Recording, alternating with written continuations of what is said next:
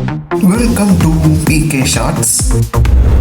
Director Prashanth பாண்டிராஜனோட டைரக்ஷன்ல சூரி, ஐஸ்வர்யா லட்சுமி, ராஜ்கிரண், பாலசரவணன், பாபா பாஸ்கர், சுவாசிகா இவங்க எல்லாரும் நடிச்சு இப்ப தியேட்டர்ஸ்ல ஓடி இருக்க படம் தான் மாமன். நான் இந்த படத்தோட ட்ரெய்லர் எல்லாம் பார்த்துட்டு ஒரு ஐப்புமே இல்லாம இந்த படம் நல்லாவே இருக்காது அப்படின்னு நினைச்சிட்டு தான் போனேன். இருந்தாலும் இது விலங்கை எடுத்த டைரக்டர் ஆச்சே, போய் பார்க்கலாம், எதுக்கும் ஒரு தடவை பார்க்கலாம் அப்படின்னு நினைச்சிட்டு தான் பார்த்தேன். ஆனா நான் நினைச்சது ஒரு பெரிய தப்புன்னு இந்த படம் பார்த்ததுக்கு அப்புறம் தான் எனக்கு புரிஞ்சுச்சு. ஏன்னா அந்த அளவுக்கான ஒரு சூப்பரான படம் இது.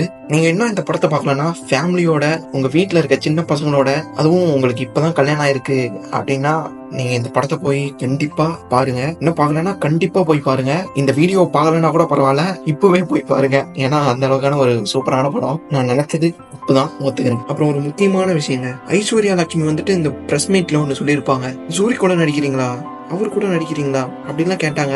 ஆனா அவர் கூட நடிக்கிறது எனக்கு ஆனர் அப்படின்னு சொல்லியிருப்பாங்க. அந்த மாதிரி சொன்னவங்களுக்கு எல்லாம் ஒரு பதிலடியா இந்த படத்துல ஒரு சீன் இருக்கும், மூக்கிலேயே குத்துற மாதிரி ஒரு பதிலடிங்க. அந்த மனுஷன் அப்படியே டிரான்ஸ்ஃபார்ம் ஆகி சூப்பரா நடிச்சிருக்காரு.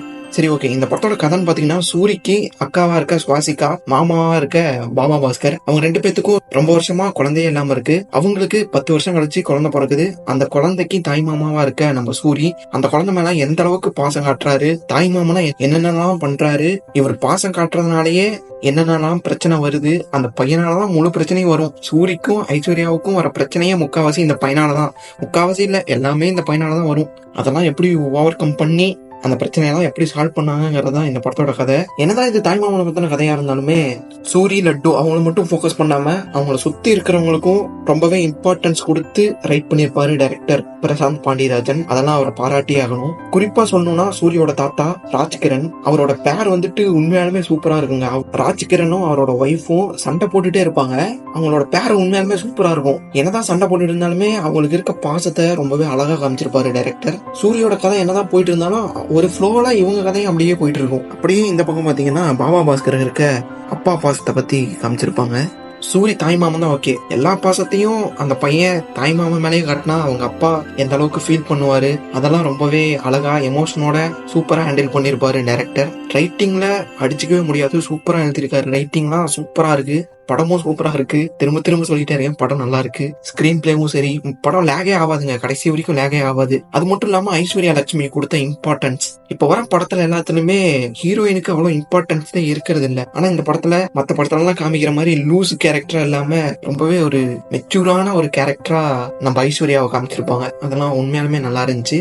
அது மட்டும் இல்லாம காமெடி வந்துட்டு இவங்க தான் பண்ணணும் அப்படின்னு இல்லாம இந்த குடும்பத்துல இருக்க எல்லாருமே காமெடி பண்ணிட்டு இருப்பாங்க. அவங்க பேசுறதே சிரிப்பு வந்துடும். ஃபர்ஸ்ட் ஹாஃப் ஃபுல்லாவே காமெடியா போகும், செகண்ட் ஹாஃப்ல வந்துட்டு ஃபுல்லா எமோஷன் தான், நீங்க கண்ணு வேர்த்து தான் வெளியே வருவீங்க. அந்த மாதிரி எல்லாம் சம்பவம் பண்ணிருப்பாங்க. கடைசியா அந்த ராஜ்கிரனுக்கு எல்லாம் ஒரு சம்பவம் ஆகும், அதெல்லாம் பார்த்துட்டு கண்ணு வேர்க்காம வரவே மாட்டீங்க.